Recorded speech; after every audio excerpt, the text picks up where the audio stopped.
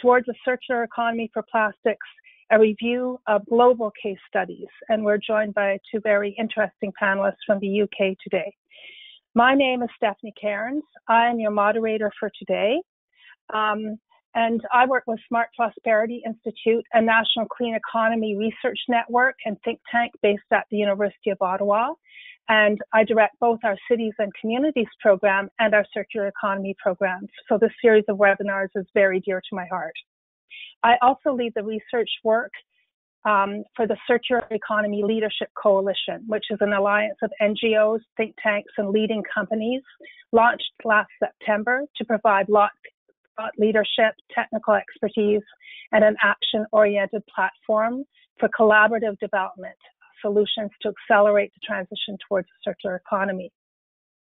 And it's my pleasure to be here today on behalf of both my own institute, also the Federation of Canadian Municipalities, and the National Zero Waste Council, the three collaborators on today's session. So today's webinar is the first of a 5-part webinar series on plastic waste management solutions for Canadian municipalities. This webinar series is being offered to you by the Federation of Canadian Municipalities through their Green Municipal Fund. And I will now hand things over to Pauline Pinguson, the Program Officer at the Green Municipal Fund. Pauline. Thank you, Stephanie. So the Federation of Canadian Municipalities has been the national voice of municipal government since 1901. FCM's nearly 2,000 members represent more than 91% of Canada's population, and FCM programs are designed with and for our member. So today I will talk about one of these programs, the Green Municipal Fund. In 2000, the Government of Canada endowed the Federation of Canadian Municipalities with $550 million to establish the Green Municipal Fund. And an additional $125 million top up to this endowment was also added to the fund in 2017. So the Green Municipal Fund is your partner in sustainability to help you move your project forward by offering funding, resources and tools, training, networking opportunities and peer learning as this webinar today and more. The Green Municipal Fund offers funding for plans, studies, pilot projects, capital projects, and this in 5 areas as transportation, waste performance, energy performance, waste reduction, and brownfields. The funding is available to all municipal governments and their partners in eligible projects. And since inception, the Green Municipal Fund has funded more than 1,400 initiatives in over 500 communities across Canada. So if you want to know more, our approved projects database is a wealth of resources and our funded projects, case studies, reports, contact information, and more. I encourage you to look at this, and we will try to share the link in the chat box.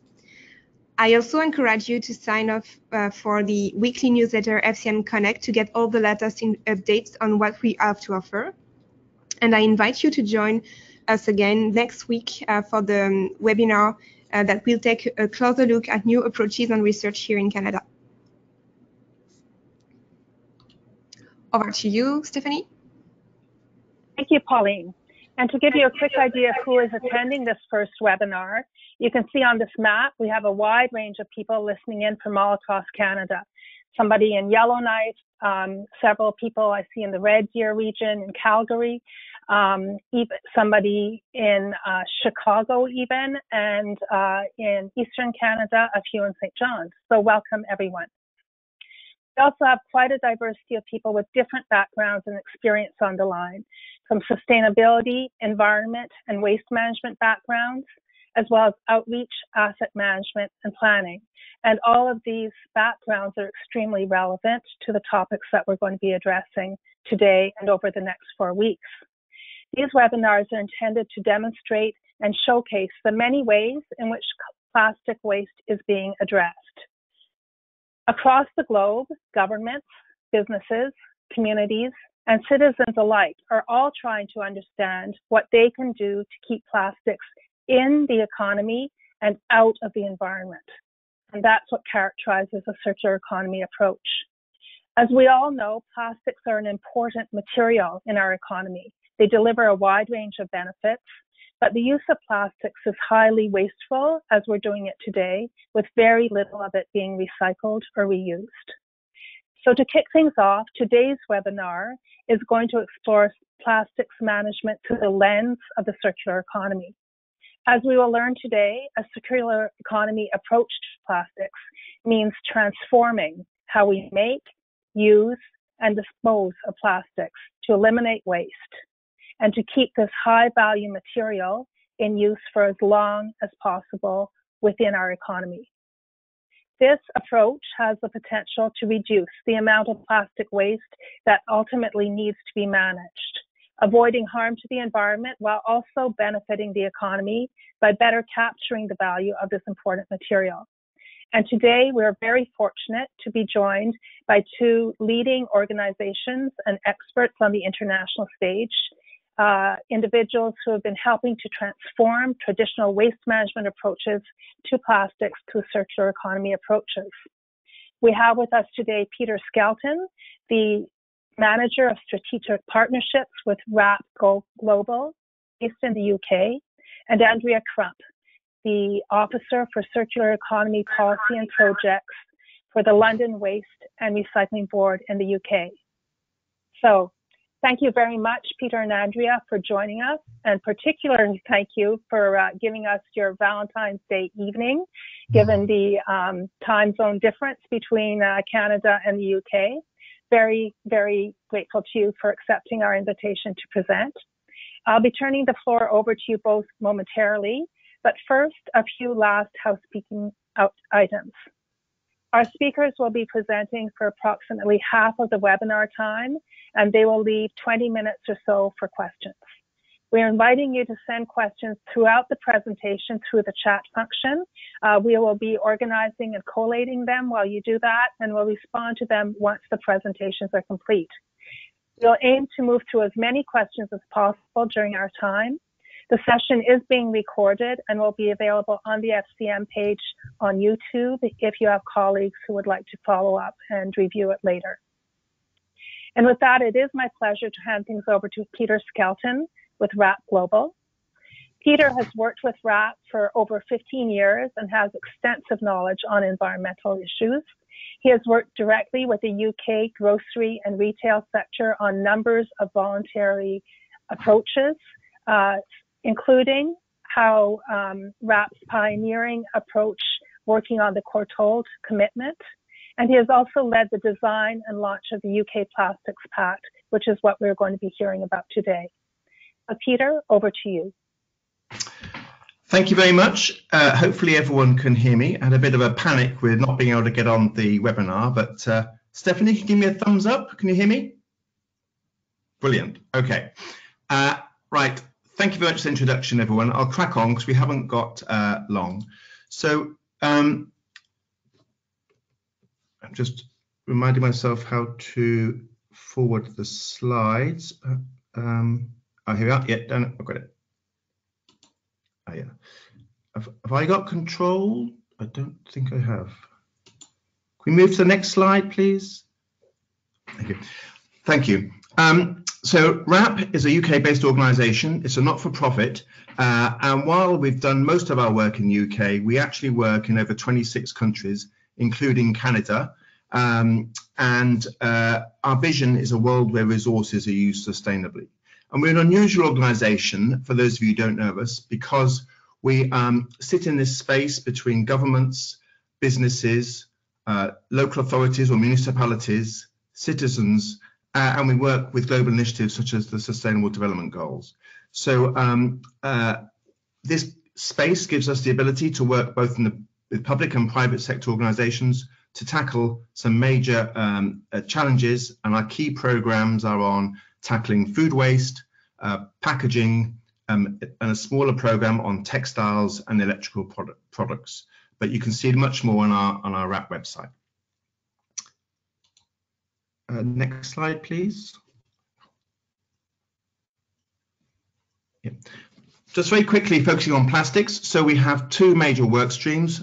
The consumer-facing campaign, Recycle Now, we're using our Recycle Now branding, and that appears everything on refuse vehicles to on packaging, on adverts throughout the UK. And then we have a lot of technical advice and guidance, such as packaging recyclability.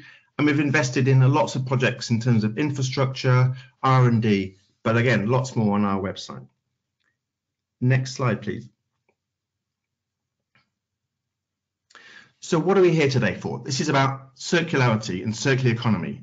A phrase that trips off the tongue easily, but actually, what does it mean? So many of us are familiar with the waste hierarchy that's being used, and it's still very, very appropriate in terms of preventing the amount of waste arising, encouraging recycling, and obviously avoiding disposal into landfill or energy recovery. That has lots of really merits, but actually what that does avoids a lot of the issues that we're actually being faced with today in terms of the perspectives of things like oceans and litter into the environment, because actually we can improve the system and tackle waste, but it's still actually a lot of it ends up leaking into the environment. So this is where the circular economy message comes in. And so circular economy is about actually much more than just preventing and recycling. It's about how businesses do things differently and how systems work differently. It's about incentivizing reuse and new business models that actually avoid the need for a lot of the resources that go into packaging that might only be in existence for a relatively short space of time.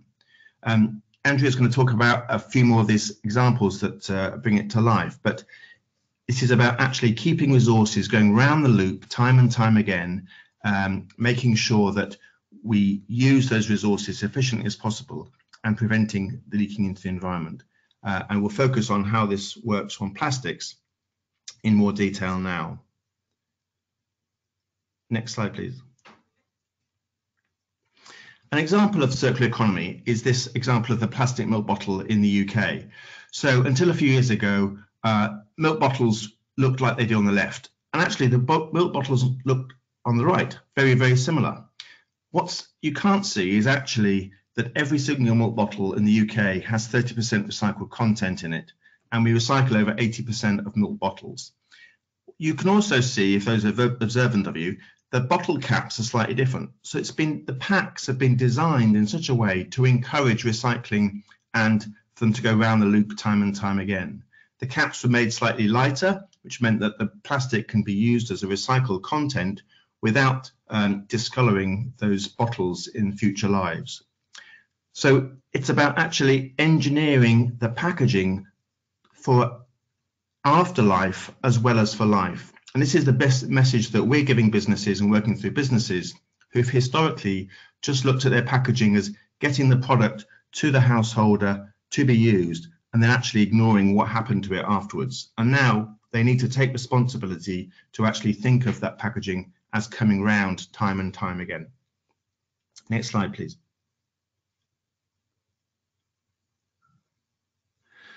So that sounds easy, but what do we look at when we look at packaging? Because there's lots of different ways of assessing packaging. You know, is the packaging lighter? Should it be low carbon? So encouraging things like recycled content. Should we make our packaging as recyclable as possible? But that might mean you may not have the maximum shelf life and actually give the product its protection. We might want to move away from oil and actually go to renewable sources. Lots of issues there. We might want to prioritize recycled content or compostable packaging or reusable. The challenge that we have and why we're in this system where we have lots of different polymers, lots of different versions of what good looks like, is there isn't actually one single solution. What we need to do is find the right balance, and for most focus now is on actually recyclability and driving recycled content, because that keeps the packaging going round and round again. But we mustn't ignore those other key benefits of things like low carbon and low weight. But focusing on low weight, certainly in Europe, has encouraged lots more flexible and film packaging. And as we know, that's the sort of packaging that can end up very easily leaking out of the environment and into the ocean. So we need to be careful which metric we're actually measuring packaging on. Next slide, please.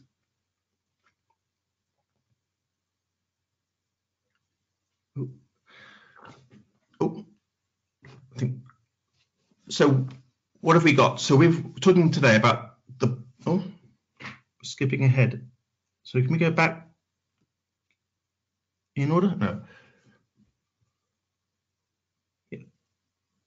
So the benefits of circularity, very quickly.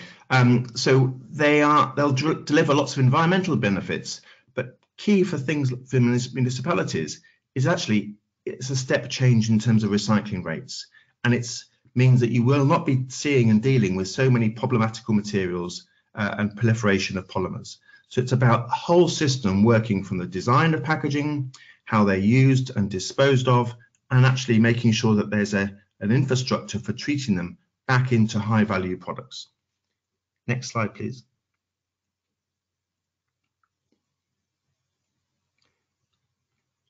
So I'm not able to move the slide forward. Can you move the slide forward one more?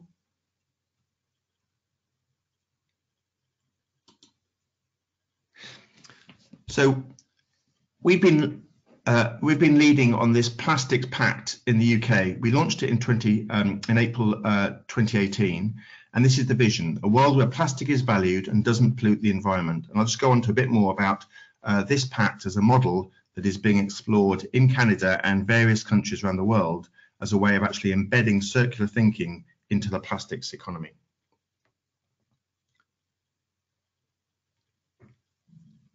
Thank you. So why do we need to look at the UK as a model? Well, we certainly don't think we have all the answers, far from it. But having global ambitions, which a lot of businesses have, can't actually deliver the change. So we've been working with the Ellen MacArthur Foundation, who work on that global stage, to say, actually, we've got a national implementation package, which actually complements what they do. So by businesses having a global vision, but actually delivering change at a national level is where we think we're going to get the maximum impact, because citizens are certainly different between Canada and the UK, municipalities are, infrastructure is. So while a plastic bottle in the UK will look exactly the same as a plastic bottle in Canada, we need to make sure that the infrastructure, the engagement with the consumer is also engaged, and businesses can't do that at a global stage. They need national organisations such as RAP and FCM and National Zero Waste Council to actually work at a national level to deliver change. Next slide, please. So UK Plastic Pact has 4 bold targets up to 2025. And so very quickly, these are about preventing the amount of problematical packaging and plastic items that are being given out and used through innovation or just preventing them. The 3 key targets are about making sure all plastic is recyclable, reusable or compostable. The focus really being on recyclability. Having a step change in what actually is being recycled. So we're currently at 46%, and we've got an ambition to be at 70%. And then importantly, giving businesses a target to actually specify recycled content, and that creates the demand pull and the economic model to actually incentivize and fund the recycling infrastructure. And that's really important. Next slide, please. So very quickly, the Plastic Pact is looking at all plastic packaging, not single polymer, not just bottles. It's all plastic packaging in the home, out of the home, in businesses. So it's very bold, and it looks at everything in the supply chain, all around those little icons you see there, from the people who make the plastic and the packaging, all the way around to the retailers, the consumer, the municipalities, through to the waste sector. And we need that joined up approach, which is what makes the Plastic Pact so challenging, but also so ambitious, is that you need the people who are designing the packaging to realize the impact of what happens at the end of life. And this is what we find is often doesn't happen in individual initiatives, that you might get certain parts of the value chain working together, but not the whole value chain. Next slide, please. So we have over 70 businesses signed up to the UK Plastic Pact. They represent 85% of the plastic packaging that consumers purchase in supermarkets in the UK. Lots of familiar brands, as well as national retailers that you may be less familiar with. And this is the vehicle or the model for initiative that actually we're looking at influencing and encouraging, and is being picked up in Canada, in Australia, in Chile, in France. And this is what's really exciting about it. Actually, we can transform the plastic system using this model, but adapted to the local and national priorities. Next slide, please.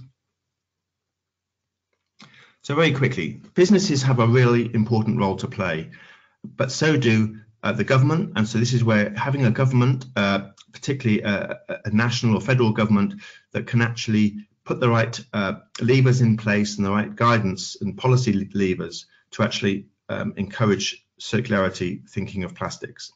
We need businesses to step up and take their part and to invest. We need citizens to actually also understand what they should be doing and what is expected of them.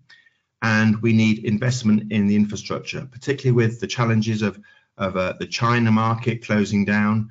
UK and other markets really need to invest in their own infrastructure so they can treat and process their own waste and not rely on export, which I'm sure you're familiar with. Next slide, please. So very quickly, almost through the slides, is there's lots more information on our website. Please have a look. The UK Plastic Pact is about change, it's about action. So we have various work streams and guidance documents that actually are really tangible benefits, mostly for business, that actually encourage them and show them what good looks like in terms of design of packaging and what they can do to encourage things like communications to consumers, and also encouraging use of recycled content. So this is the tools that are available for businesses in the UK to actually know what good looks like and what to change. Next slide, please. Oh, yeah, just very last one. So 9 months on from the launch, what we've seen is a huge appetite driven by the NGOs, driven by the media, driven by consumers who are really passionate about seeing less packaging in their lives. They're seeing they want to have the right packaging and to know what to do with it. So we're seeing new exciting delivery models in terms of using reusable packaging, lots more focus on having fewer polymers. This has all happened in 9 months. And also investment, we're seeing investment in new infrastructure and capacity, as the waste sector can see there's a real business need for treating plastic and producing recycled content. So it's a whistle-stop tour through. I'll hand over now to Andrea, but thank you very much for your time.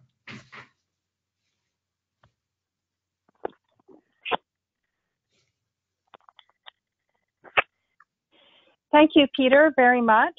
And thank you for that whistle-stop tour. And the intention of that was really to frame the very much the systems approach that is part of thinking about how do we redesign the plastic system, the circular economy approach. And I want to acknowledge that we've got lots of good questions coming in. Peter, there's lots of information people are looking for from you.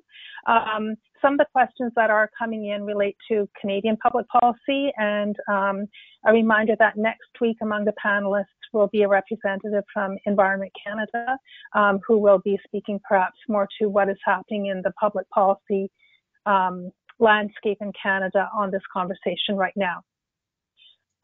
So I'd like to introduce Andrea. It's my pleasure to introduce Andrea Crump, the Circular Economy Policy and Projects Officer with the London Waste and Recycling Board. Prior to coming to the LWRB, Andrea was also the head of sustainability for the London Borough of Sutton, so very hands-on applied experience. Currently, her focus is on advancing London's circular economy route map and working with European partners to identify gaps in circularity through a collaborative EU project entitled European Regions Towards the Circular Economy. So Andrea, over to you, and just wanting to confirm between you and FCM if you have control of the screen. Let me just have a look. So thank you very much. Yeah, I can control the slides. Right. So thank you very much. Thank you. Thank you, Andrea.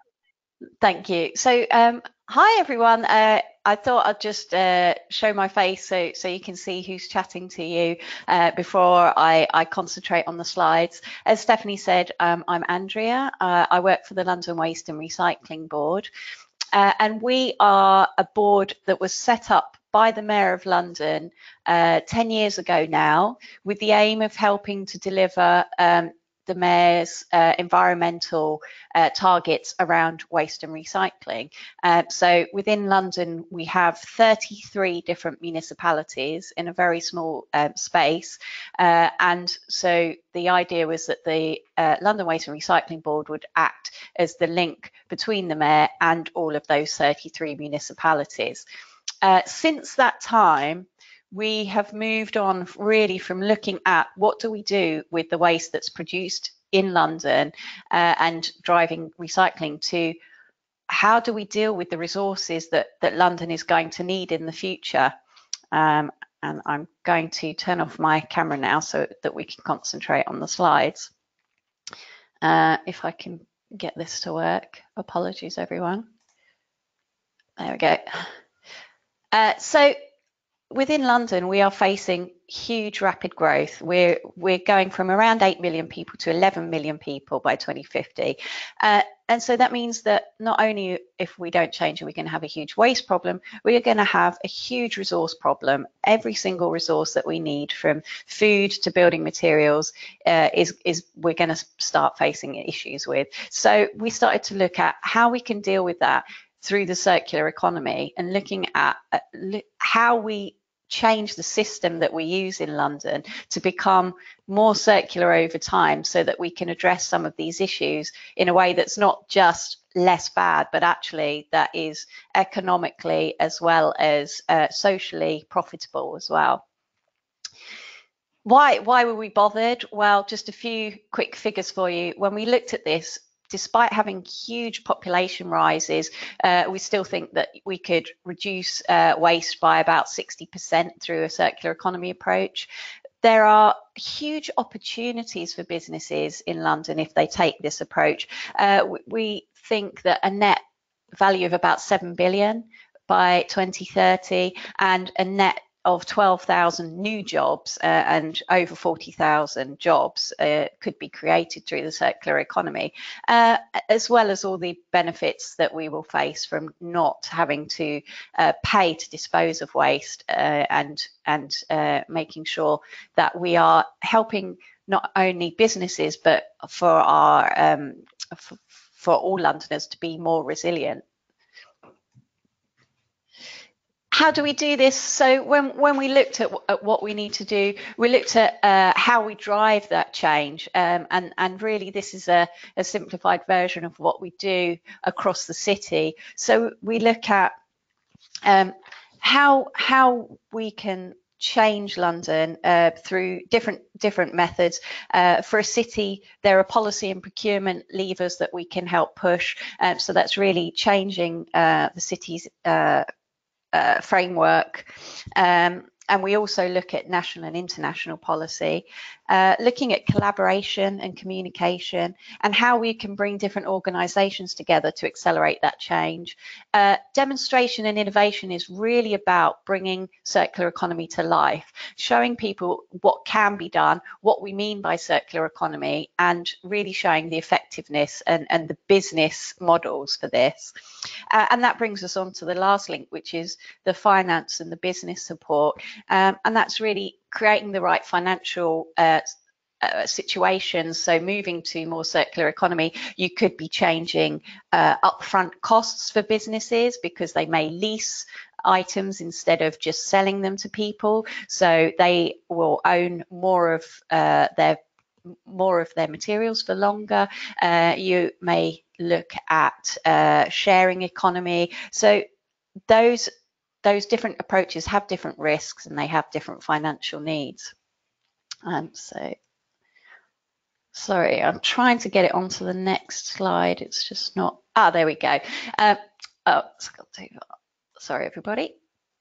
So when we took this approach, we looked at what is the current situation in London? What are the current opportunities and barriers to a circular economy? And we created the circular economy route map, and it really sets out our path to how we think we can start this journey. And through the work that we did, we identified that the key sectors for London are the built environment, food, textiles, electricals, and plastics. And those are where we see the most value for London, where we see that we have the most opportunity to influence and the most opportunity to deliver environmental, social, and economic benefits.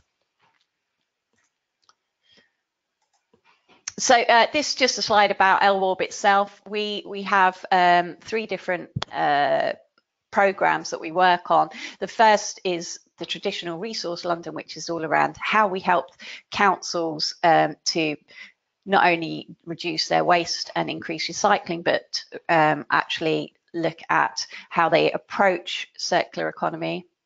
Then we look at creating the right conditions for circular economy, exactly what I was just talking about. And the third arm is the Advanced London programme. And I'll give some examples of all of those in a second. Oh, I do apologise. Sorry about this. It's you're getting a whistle-stop tour through my... All right, here we go. I've got back control. So first, a look at some of the communications we do, and these are some of the images from a new campaign that we launched in January, looking at how we can change behaviour across the 33 municipalities in London through targeted campaigns on plastics. One of the big problems that London has is that across those 33 boroughs, there are different offers in terms to what can be recycled, what will be collected at the curbside, and how and where those collections take place. So what we found through research was people are really getting confused of what they can put in their recycling bin in terms of plastics. So this was the Know Your Plastic campaign, and it focused really on those items that people usually get wrong, and a lot of those are actually from the bathroom, unsurprisingly. So that's something that's ongoing at the moment, and as I said, we produce materials that can then be used across all of the different municipalities in London, but they can tailor themselves. As I mentioned, policy, we do a lot working with the Mayor of London, who are the office that set policy in London, but we really help to advise and advocate for different policy approaches. And in terms of how that can be done for a circular economy, that can be done through urban planning, through financial policies, through procurement, through requirements for data and reporting, and through skills and knowledge support that policies can bring in. This diagram just shows London and the 33 different municipalities to illustrate to you how varied the whole of London is, and the different colours are the different recycling rates. We don't actually have data on plastics recycling, that's not reported. It's overarching recycling rates that are reported, and you can see the huge amount of variation there is between inner London and outer London. And so one of the new policies that will be coming in is harmonising recycling services to avoid those issues that we were talking about before. There are new policies around reducing single-use plastics, and I'll talk about one of the campaigns on plastic bottles shortly.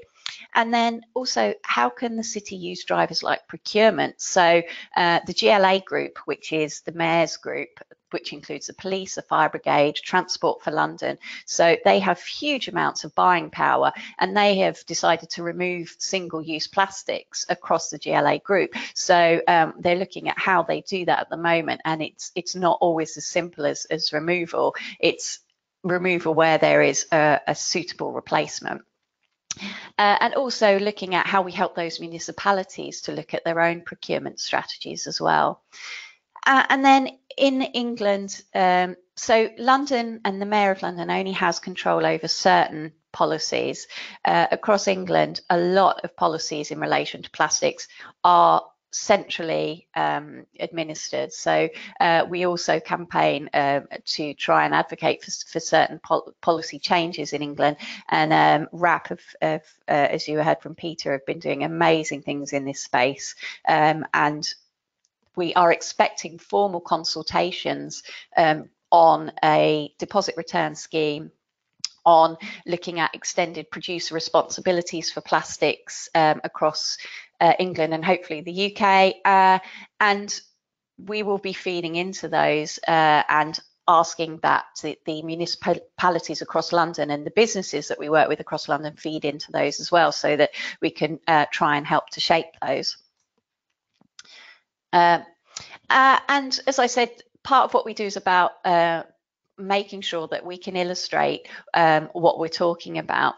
And on the left, this is images from our offices, actually. So we tried to create an office that was as circular as possible. So using the principles of circular economy to refit the building that we're now in. And we made sure that, firstly, we kept as much as we possibly could. Then we used materials that were as circular as we could get. So we used all of our technical, all of our IT is refurbished. Our chairs, our office furniture is all refurbished and reclaimed.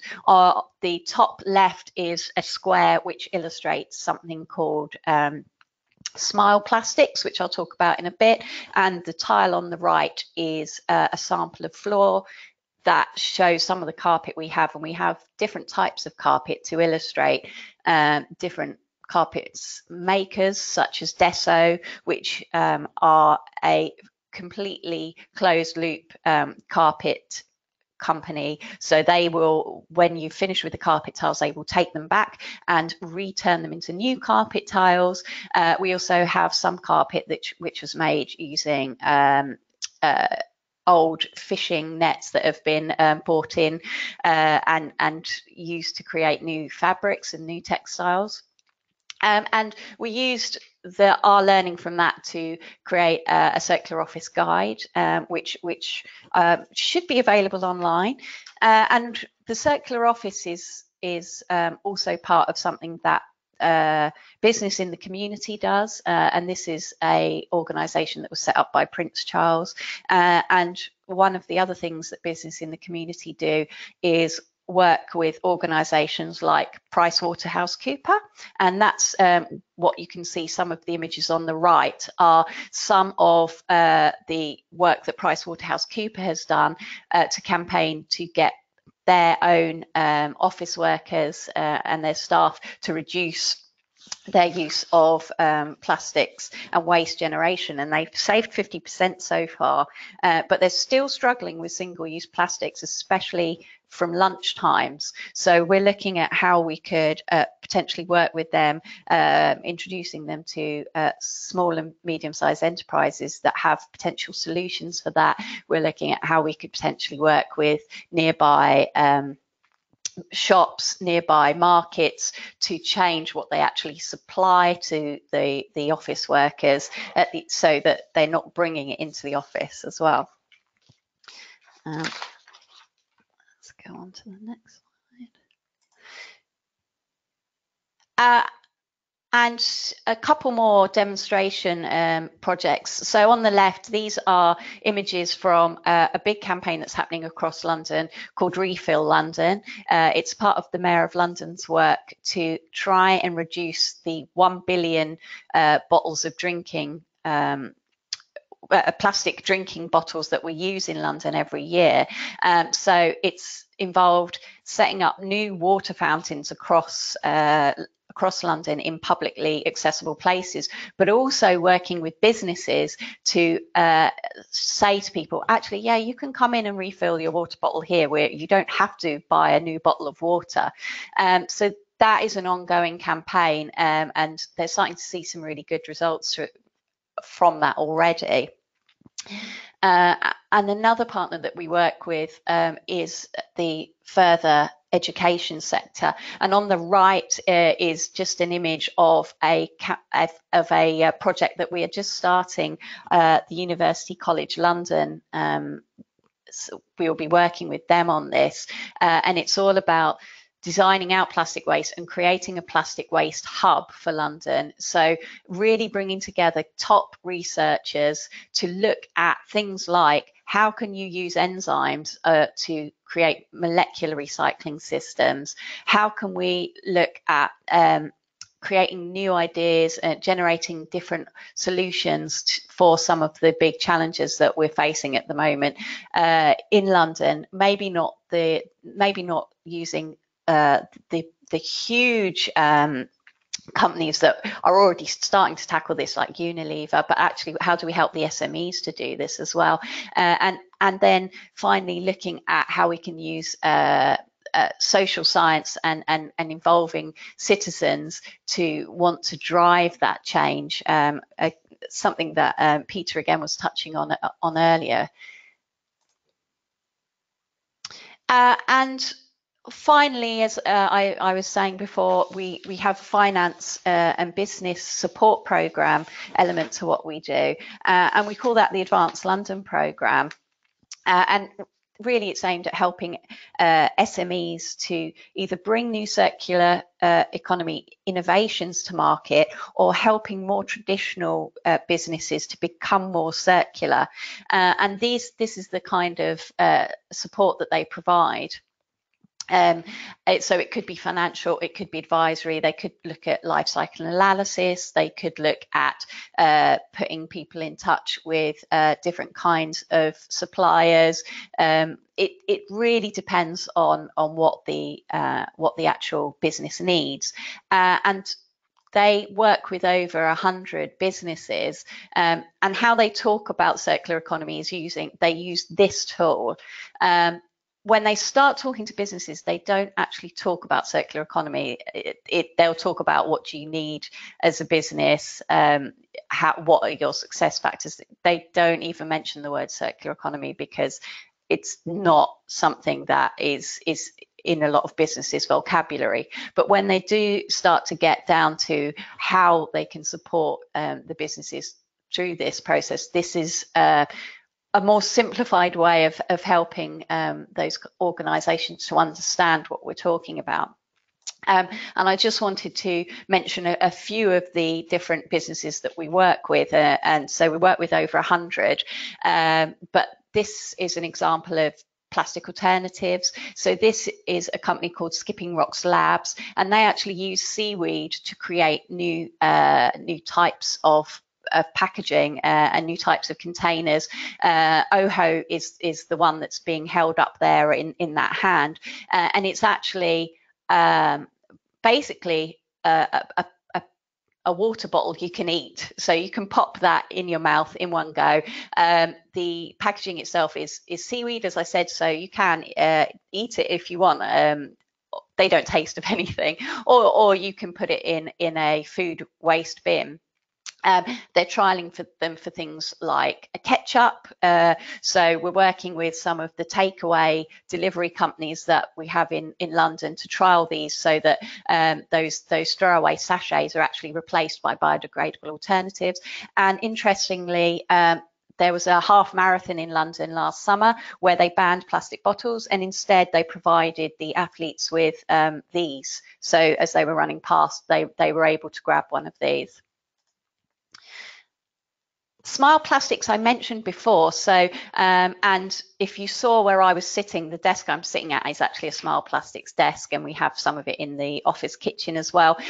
So it's just an alternative material which is made up using waste plastics, and they can be from different things. They can be from toothbrushes, yogurt pots, and obviously the different materials have different colours and different densities and different looks to them, so you can get a lot of different effects. And finally, I do apologise, the arrow's gone again. Oh, here we go. Cup Club. So this is an organisation that we are hoping to work with a local authority. So sorry, not a local authority, a municipality of London with. So basically they provide reusable cup service. So they are collected and washed and reused. So one of the big problems we have in London is disposable coffee cups. And through this system, you can really start to tackle that kind of single-use paper and plastic. So one of the things, as I said, we'd like to do is there is an area in London called King's Cross, and we're looking at whether we can get enough businesses in the area and so not only food and drinks businesses, but also offices to work on trialing this on a bigger scale. So this is already set up across London in various places, but if we could do this and illustrate that it will work across a big area, then I think it has the potential to then be rolled out across the whole of London. So that was a quick Whistlestop tour. Through some of an example of some of the things we do, and obviously there's lots of others, but we only have 15 minutes and I've already gone over time. So thank you very much for listening, and happy to answer questions that you have. So thank you. Andrea, thank you so much, and just fascinating to see the range of activities that you have underway, and also the kind of the comprehensive approach that's involved once you adopt a circular economy lens, really moving upstream in trying to address the plastics waste problem at source in the original production of plastics, and looking at how to shift that to enable a more circular system. So both of your initiatives are pioneering in so many ways. We have a lot of questions that have come in, and I'll work through the questions. I think we unfortunately only have about 12 minutes left, so I think we have time to get through maybe 4 questions. If Peter and Andrea, you're able to be fairly succinct in the answers. So maybe a first question to Peter. Peter, could you speak to the relative role, the influence of voluntary pacts, like the UK Plastics Pact, versus the need for regulatory change and market mechanisms? Yes, certainly. And I thought I'd switch my video camera on to show I actually here.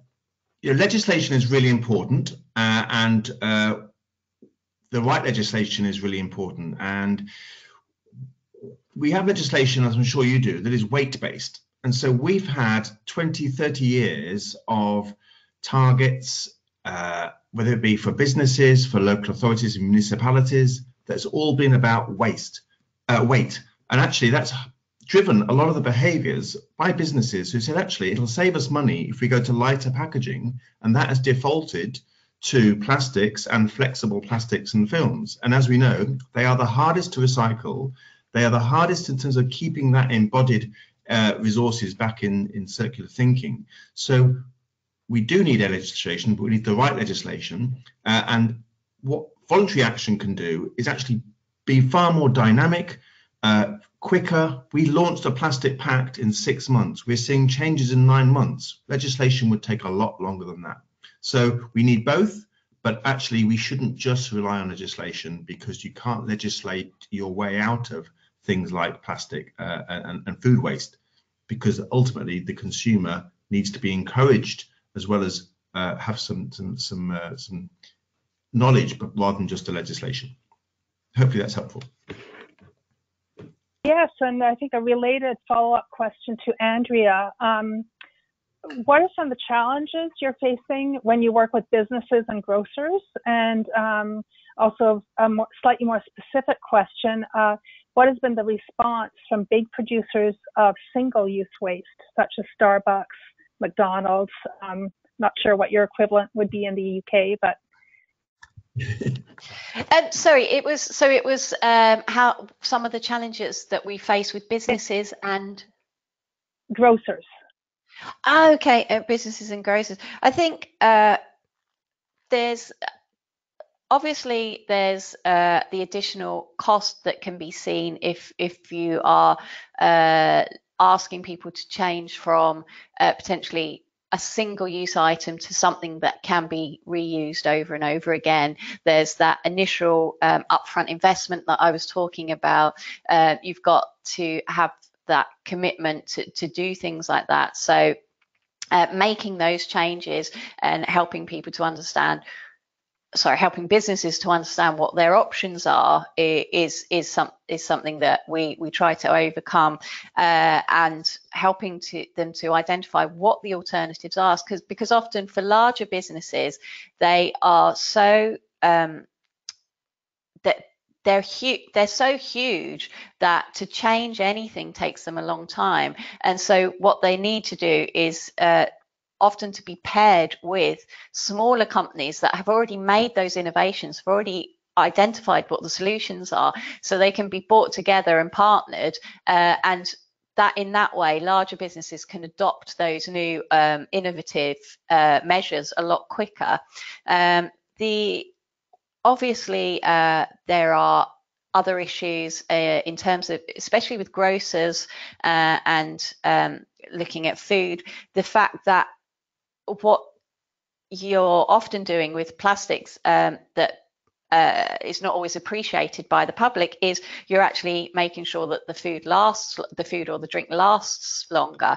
So it's pointless saying, oh, actually we're going to get rid of all of this packaging, where it just leads to more food waste and the issues that you're going to create with those things. So it's identifying what that balance is as well, and not one of the English sayings that we have, which I'm not sure if it's popular in Canada, is don't throw the baby out with the bathwater.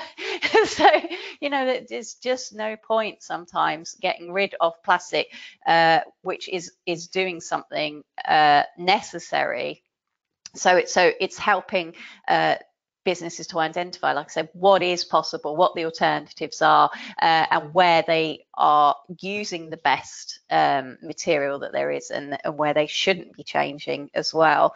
And then with big producers, as I said, I mean, obviously, as Peter's alluded to, there is a real desire to change, and there really is this momentum that's building, and you can see that through the number of businesses that are signing up to the Plastics Pact. Unfortunately, you're still getting, as you always would do with any business, you do get some resistance to things, to complete changes, and that's why, as yet you haven't seen the likes of Starbucks and those companies switching away from disposable coffee cups to alternatives. So there's always going to be that lag time that it's going to take before some of those opportunities are taken forward. But I think the movement that we've seen in the last year or two is really positive and really monumental, and in no short part due to the likes of what WRAP are doing and what Ellen MacArthur Foundation are doing in building that engagement, not only with citizens but with businesses as well, and that feeds back into what you're saying, Stephanie, about this has to be a whole system approach, I think. Okay, so picking up on that whole systems approach and not, trying to be careful not to have unintended consequences. There's a set of questions here that I think be interested in both your thoughts on, and is probably the wrap-up question given our timing. A lot of interest in the whole set of questions around compostable plastic. So in Greater Vancouver, it's currently contaminating the recycling system. How are you approaching that issue and avoiding those problems? There's also a question, are there risks that organic plastics made, for instance, from seaweed might be affecting marine ecosystems or other ecosystems? What are your thoughts about this whole area? How do we shift to compostable plastics without simply shifting the environmental impact that we're having? Peter, could I get you to start off on that? Yeah, I mean, we have a good mantra that says there's no such thing as a bad material. There's the wrong applications or inappropriate applications. And so we're not against compostable packaging. You know, we have it in our target. There are applications, particularly actually water-soluble packaging, that might be a good solution where you've actually got a really small bit of packaging that has no chance of being recycled.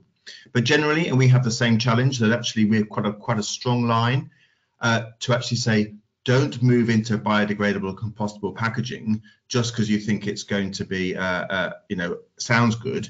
It's about actually thinking about the end of life. Where is it going to end up?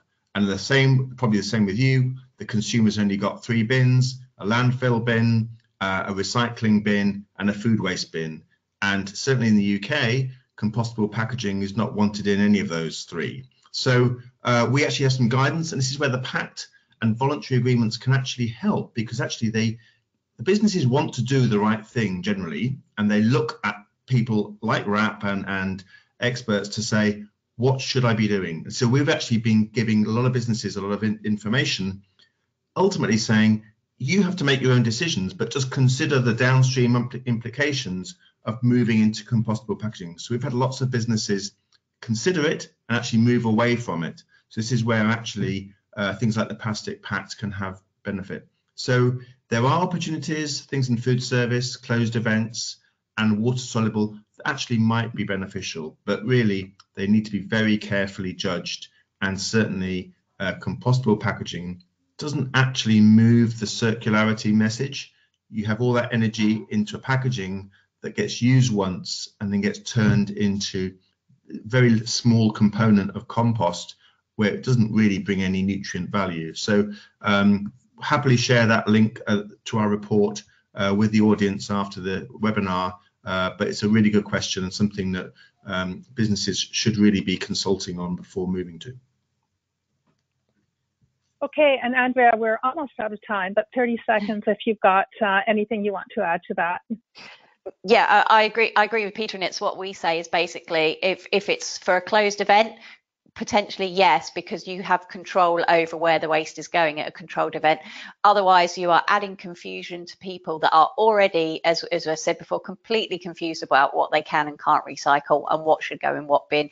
And so it's got to be really carefully used and only in the right applications. Yeah, absolutely.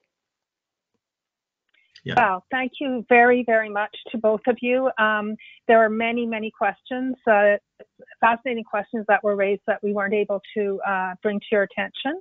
But on behalf of the Federation of Canadian Municipalities, Smart Prosperity Institute, and the National Waste Council, the National Zero Waste Council, thank you both so much for taking the time to share your insights with us. And this has provided a great foundation for this webinar series, looking at best global practices. And starting with the next webinar series, we'll be shifting more to a Canadian lens on what is happening. Thank you to all the participants for your active engagement in the webinar. The recording from today's webinar, including audio and video, will be available within 2 weeks on the FCM page on YouTube. So we'd love to hear back from you and have your feedback on this first webinar. Please take a moment to complete our participant feedback form after the webinar. It's appeared in the pop-up window. It's your chance to let us know what would help you to better manage your plastic waste and to integrate a circular economy approach. Please join us again next week on February 21st. As we take a closer look at new approaches and research here in Canada. Thank you all. Thank you, Andrea and Peter, again. Thank you. Have a good day. Thank you. Thanks very much. Bye, everyone. Bye. Bye.